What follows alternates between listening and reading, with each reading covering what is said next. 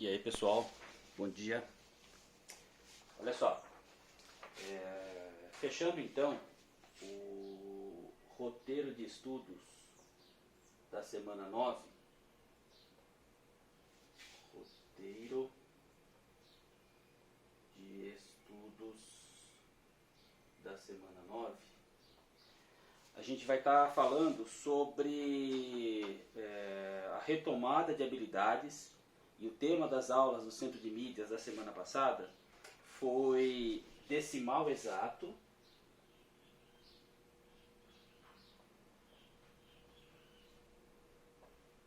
e fração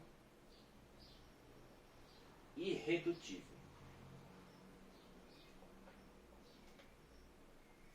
Bom, o que é um número decimal? Um número decimal é aquele escrito com vírgula, 0,4, por exemplo, que aqui está escrito 4 décimos, ou 2,73, tá bem? Então todo número representado com vírgula é um número decimal.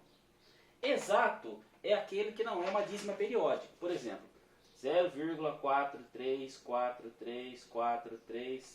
Esse não é um decimal exato. Por quê? Porque ele é uma dízima periódica. Uma fração irredutível é aquela aonde, como o próprio nome diz, a gente não consegue mais reduzir.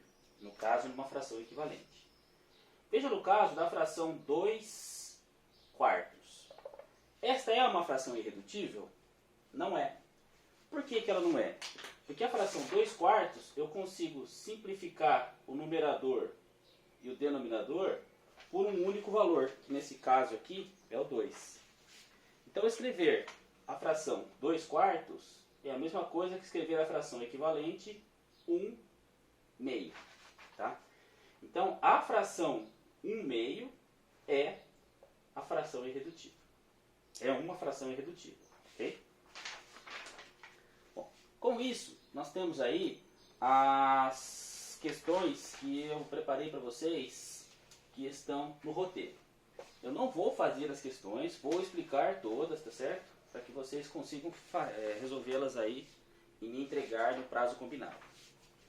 A questão 1 e a questão 2, elas falam o seguinte: dado o decimal exato, transforme em fração irredutível.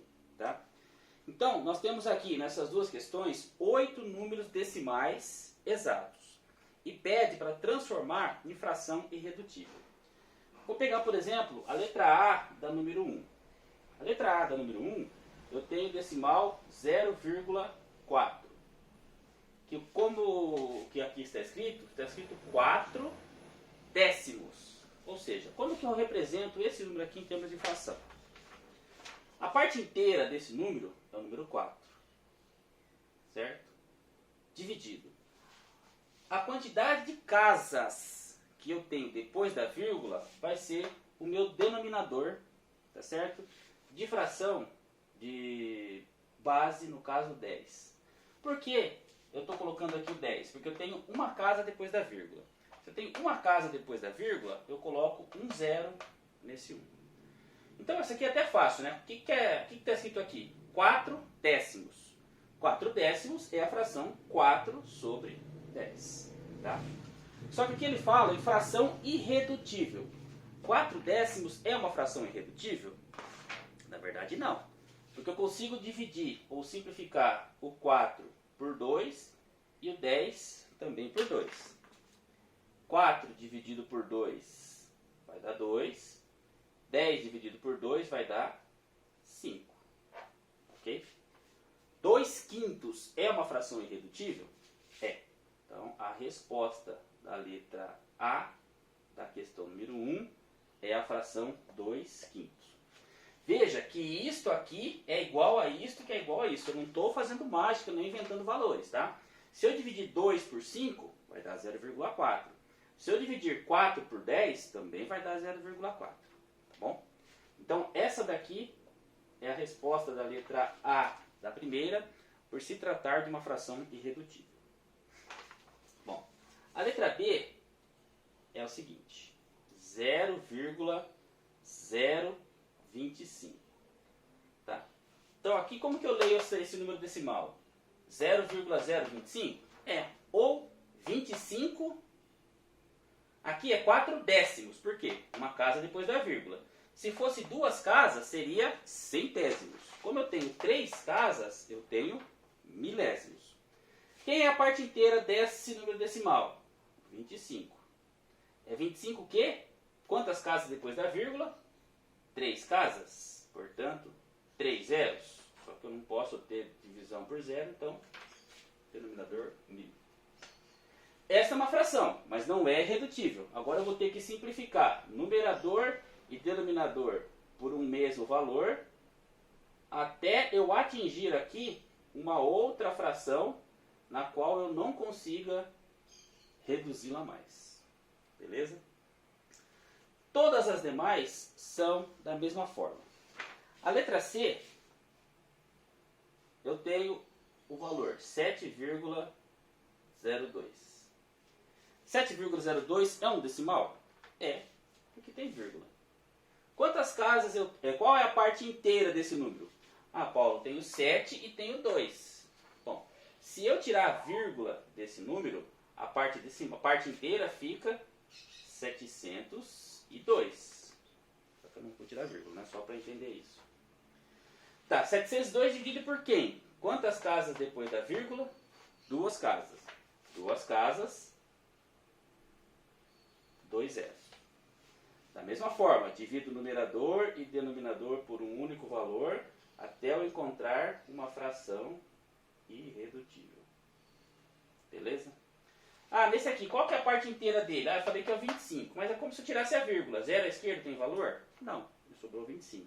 Tiro a vírgula aqui. 0 à esquerda tem valor? Não, me sobrou 4. E a letra D, também da primeira, é menos 1,3. Tiro a vírgula. Quem é a parte inteira? 13. Quantas casas depois da vírgula? Uma só. 10. Nesse caso aqui, já automaticamente caiu numa fração irredutível, porque eu não tenho nenhum valor que eu consiga dividir o 13 e dividir o 10 que eu consiga... Eu não tenho um único valor que eu consiga dividir numerador, que é o 13, e denominador, que é o 10. Portanto, a resposta da letra D já é aí o 13 sobre 10. Beleza? Bom, o número 2, ou o exercício 2, é exatamente igual ao número 1. Tá certo? Basta fazer essa transformação e encontrar a fração irredutível. Beleza?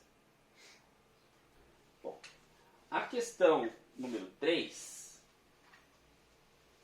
ela pede para transformar as frações em números decimais exatos e comparar com usar os sinais maior, menor ou igual. Bom, gente, esse aqui não pode errar, hein? Então, na letra A, 3, falei 2, né? Questão 3. 3, letra A. Eu tenho duas frações, 12 quinzeavos e a fração 16 vinteavos. Para eu encontrar o decimal que uma fração se refere, basta eu fazer a divisão do numerador pelo denominador. Eu vou encontrar um determinado valor. A mesma coisa aqui por esse aqui. Eu vou encontrar esse determinado valor. E aí eu comparo. Esse valor aqui é igual, maior ou menor a esse valor aqui. Beleza? Como que eu faço a divisão? Horas. Na mão. 12 dividido por 15. 12 dá para dividir por 15? Não, porque o 12 é menor. Então, 0,0. 120 dá para dividir por 15? Agora dá, porque o 120 é maior que o 15. Agora, quem vezes 15 que vai dar 120? É a tabuada do 15. 1 vezes 15, 15. 2 vezes 15, 30. 3 vezes 15, 45. Mas, como eu já fiz essa conta, eu sei que vai dar 8. 8 vezes 5, 40. Para 40, nada. Vão 4. 8 vezes 1, 8. Com 4, 12. Para 12, nada. Beleza? Ou então, 15 vezes 8. 8 vezes 5, 40, vai 4. 8 vezes 1, 8. Com 4, 12. Então, menos 120. E 120 menos 120, 0. Então, 12 dividido por 15 vai dar 0,8. Aqui eu vou ter um outro valor, aí eu comparo. Ah, Paulo, mas como é que eu faço para comparar número decimal? Pense em dinheiro. 0,8 é 80 centavos, por exemplo. Se aqui, por exemplo, der 70 centavos, 80 centavos é maior, menor ou igual a 70 centavos. Tá? Não estou dizendo que aqui vai dar 70 centavos, só estou citando como exemplo, tá bom?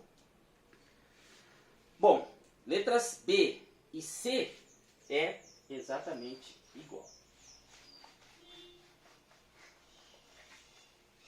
A questão 4, ela fala o seguinte: componha o decimal exato que represente a parte pintada de roxo em relação à parte inteira de cada figura. Depois complete as lacunas com os sinais de maior, menor ou igual. Então nós temos aqui 3 figuras. Na verdade, são 3 quadrados. Esses quadrados, eles estão divididos em quadrados menores. Esse primeiro tem essa montagem.